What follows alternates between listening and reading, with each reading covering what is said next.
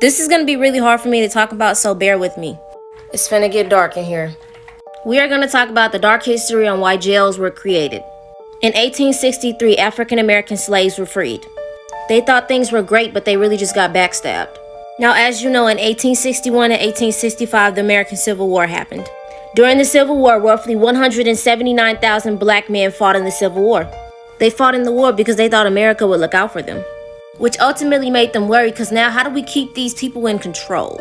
The government needed a way to create peace, to keep the white people happy, but also take care of the African American citizens that just got freed. Before the 1890s, where they started the Prison Act, jails and prisons tend to look like houses. Some like this.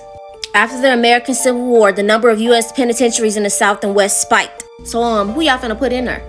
After this, a lot of African Americans were locked up. Their inmates population surpassed 30,000. By 1880s, African Americans became the major inmates.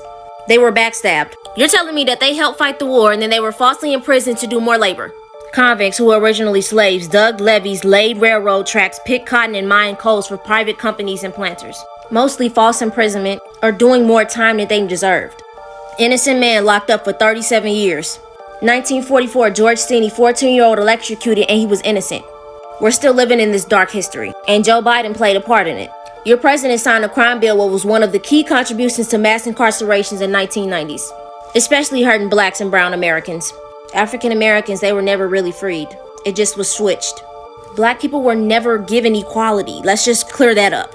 African Americans have been fighting for decades for equality from the government. Everybody be safe out there.